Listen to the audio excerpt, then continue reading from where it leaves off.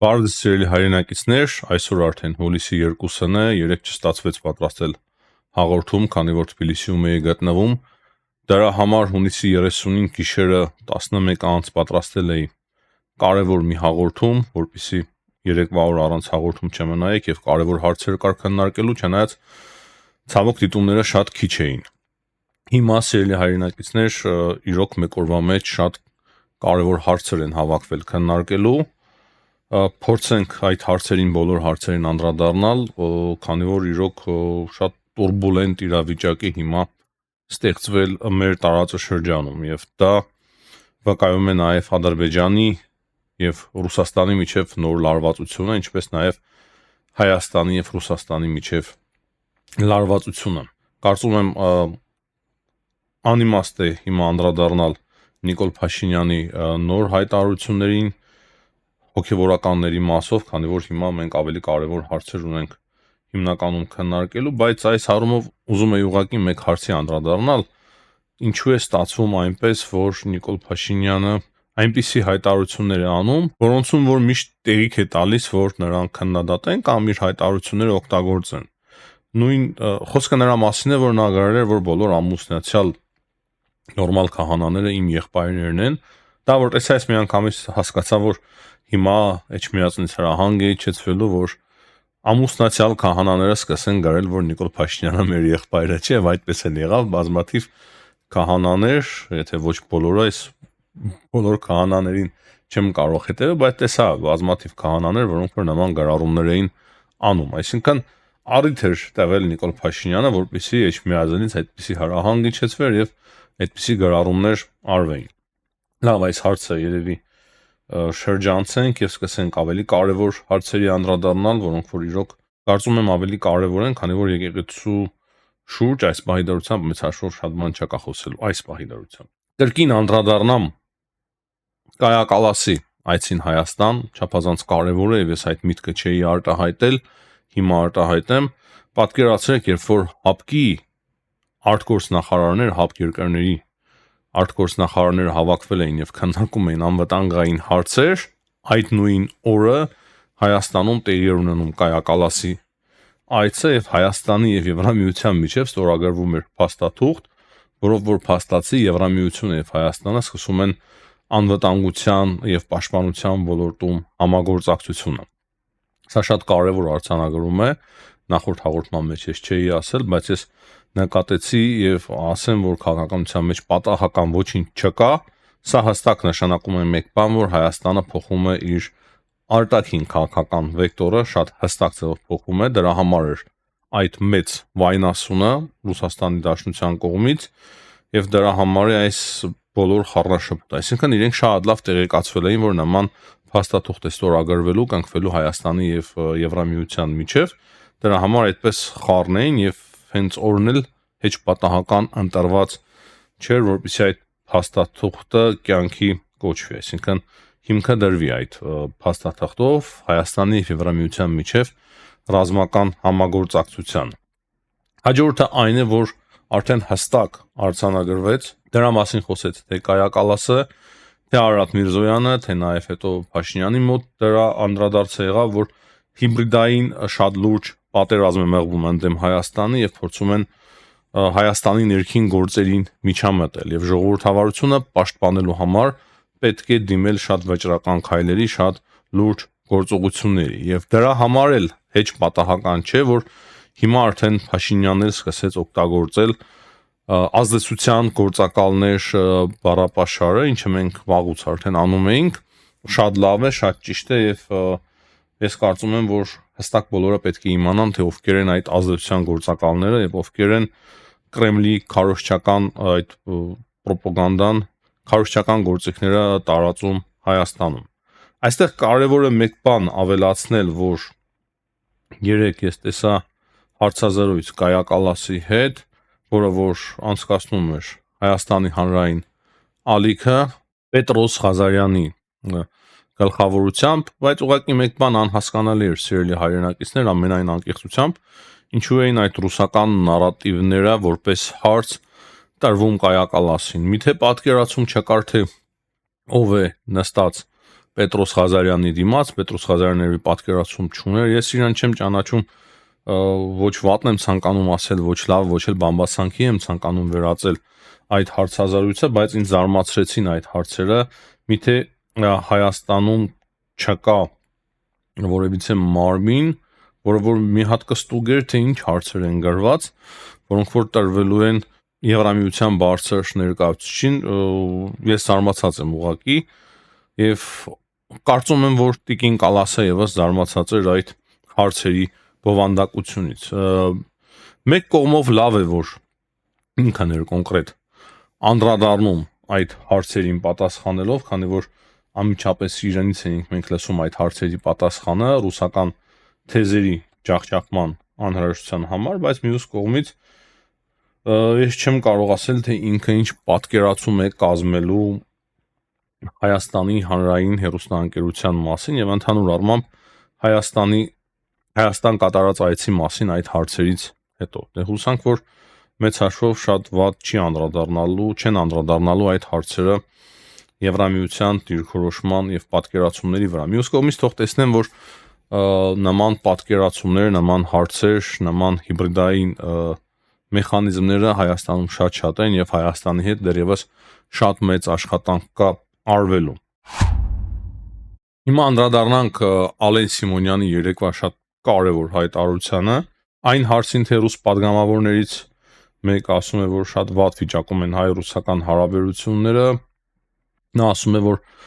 թող քիչ նայեն իրենց պրոպագանդիստ դեգեներատ այդ քարոզիչներին, որպեսզի այդպիսի պատկերացում չստեղծվի։ Այսինքն հայ-ռուսական հարաբերություններում իրականում ոչ մի ինչ որ բան տեղի չունենում, նա ասում է, որ Մատվիենկոյի այցը շատ լավն էր, բայց քանի որ այդ դեգեներատ քարոզիչներին են նայում, Սալավյով լինի, Կիսելյով լինի, Մարգարիտա Սիմոնյան լինի, հիմա բոլորի ազգանունները չթվարկենք, որոնք որ սկսել են իբր պաշտպանել այնինչ ազգային է Հայաստանում, շատ է զարմանում, եկեղեցին են իբր պաշտպանում, իրոք դեգեներատ են, քանի որ հայ ժողովուրդը միշտ էլ իր եկեղեցու հետ է, հայ ժողովրդին պետք չի սորվեցնել, թե ինչ է հայրենասիրությունը, եւ հայ ժողովուրդը շատ լավ տարբերում է կեղծ հայրենասիրությունը կեղծ եկեղեցականներից եկեղեցուց։ Այսինքն մեր ժողովուրդը շատ իմաստուն է, ամեն ինչ շատ լավ հասկանում է։ Եվ այս առումով Ալեն Սիմոնյանի պատասխանը շատ լավն էր, ինձ ուղղակի հիացրեց այդ դեգեներատ քարոզիչների մասով այդ նախադասությունը, եւ նա հստակ ասեց, որ արդեն հարց է դրվելու, քննարկվելու է, թե պետք է փակել թե չէ ռուսական հեռուստաընկերությունները Հայաստանում։ Եվ ասեմ, որ սա չափազանց կարևոր հարց է, քանի որ ամեն օր Ռուսաստանի պետական հեռուստաընկերությունները հիմա ամեն օրվա ռեժիմով փորձում են լապ լցնել Հայաստանի վրա, Հայաստանի իշխանությունների վրա, եւ այդ հեռուստաընկերությունները հեռարձակվում են Հայաստանում, ինչը պետք է արգելվի, օրենքով պետք է արգելվի։ Եվ սրանից հետո նաեւ Ռուսաստանի արտգործնախարարությունը հայտարարությամբ հանդես եկավ, ասում է, որ դեստրուկտիվ ազդեցությունը արևմուտքի Հայաստանի քաղաքականության վրա զգացվում է։ Այսինքն իրենց արտգործնախարարությունը եւս համամիտ է իրենց պրոպագանդիստների հետ, դե շատ լավ է, արդեն ավելի շատ կիմանանք, ես կարծում եմ, որ շատ կարևոր պահ է սա Հայաստանի համար, հստակ Հայաստանը սկսել է կողմնորոշվել, որ Հայաստանը պետք է ավելի խորը հարաբերություններ ունենա արևմուտքի հետ, Եվրամիության երկրների հետ, իմիջայլոց Ադրբեջանը երևի թե նույն քայլերն է փաստացի իրականացնելու, քանի որ մենք հիմա անդրադառնանք, թե ինչ գործողությունների է դիմում Ադրբեջանը կարելի ասել տասնյակ անգամ ավելի կոշտ մեթոդների է դիմում Ռուսաստանի նկատմամբ, երեք փաստացի մոտ տասնյակի չափ Ռուսաստանի քաղաքացիներ ձերբակալվեցին Ադրբեջանում, ցուցադրական կքանիստեր կազմակերպվեցին եւ հետո նաեւ կադրերը հայտնվեցին, թե ինչպես են նրանց ծեծի ենթարկել ուռած երեսներով, կապտած աչքերով եւ ասում են, որ նրանք խառնված են նարկոտրաֆիկինգի մեջ եւ դրանից բացի Սպուտնիկ Ադրբեջանի ղեկավարին եւս ձերբակալեցին, նրան արդեն 4 ամսով կալանավորել են, իսկ FSB-ի աշխատողներին, այդ երկու աշխատողներին նույնպես կալանավորել են։ Ի պատասխան Ռուսաստանի Դաշնությունը ադրբեջանական համայնքի ղեկավարներից մեկին ցուցադրաբար ձերբակալեց դուրս հանելով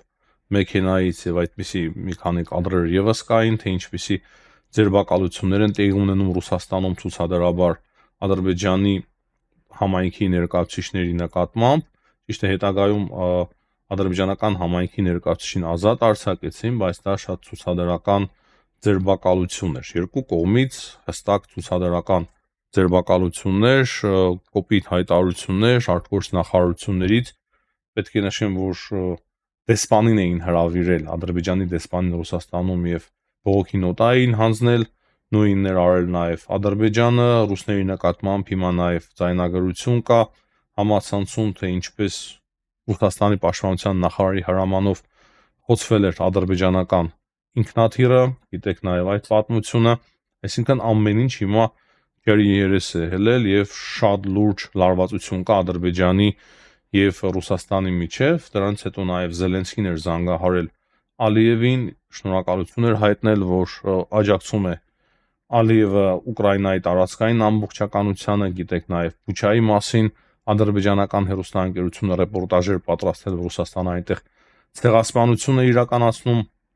Մի խոսքով, ահա այսպիսի շատ լարված հարաբերություններ են հիմա Ադրբեջանի եւ Ռուսաստանի միջև, չեմ կարող ասել վաղը ինչ կլինի, կարող է Պուտինի եւ Ալիևի միջև հեռախոսազրույց տեղի ունենա եւ ամեն ինչ կամաց կարգավորվի, բայց Ադրբեջանը հստակ հասկացնել է տալիս Ռուսաստանին, որ նրանք, ինչպես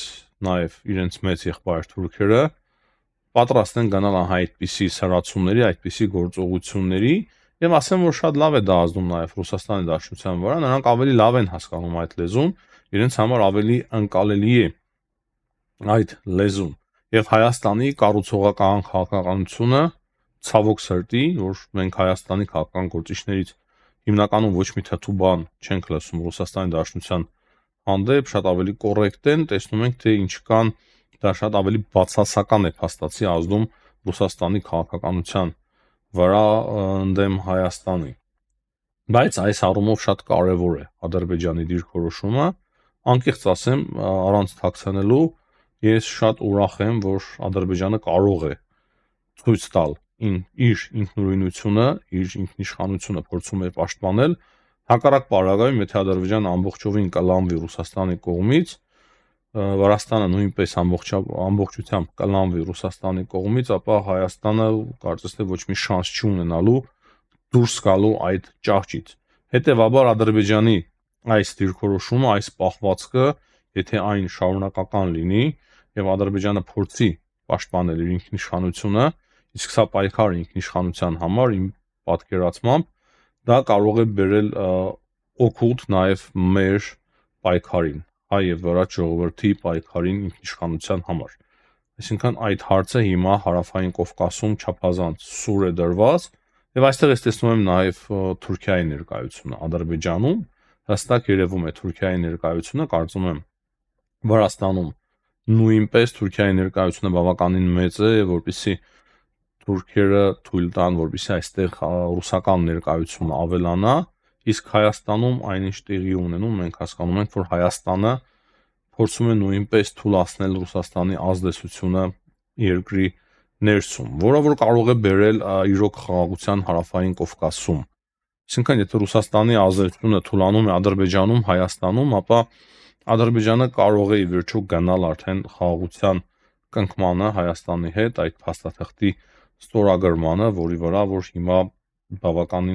որի շուրջ հիմա բավականին լուրջ խոսակցություններ կան եւ կենտրոնացել է թե Ամերիկայի Միացյալ Նահանգները եւ թե Եվրամիությունը, այսինքն Եվրամիությունը եւ Ամերիկայի Միացյալ Նահանգները փորձում են անել ամեն ինչ, որպեսզի Հայաստանի եւ Ադրբեջանի միջև կնքվի խաղաղության այդ փաստաթուղթը եւ հարավային Կովկասը ի վերջո ավելի անկախ եւ ազատ դառնա ռուսական ազդեցությունից, քանի որ եթե կոնֆլիկտներ չկան հարավային Կովկասում, ապա շատ ավելի անկախ է լինելու հարավային Կովկասը եւ հիմա այդ process-ն է փաստացի տեղի ունենում։ Նաև տեղեկություն կա այն մասին, որ նույնիսկ ռուսական դպրոցները Ադրբեջանում կարող է փակվեն, այն որ մշակութային բոլոր միջոցառումները արդեն չեղարկվել են, դա եւս փաստ է։ Այսինքն ամեն ինչ այդ կան, այդ աստիճան խորն է գնացել Ադրբեջանի եւ Ռուսաստանի հարաբերությունների միջեւ, բայց կրկին հիշեցնեմ եւ չբացառեմ, որ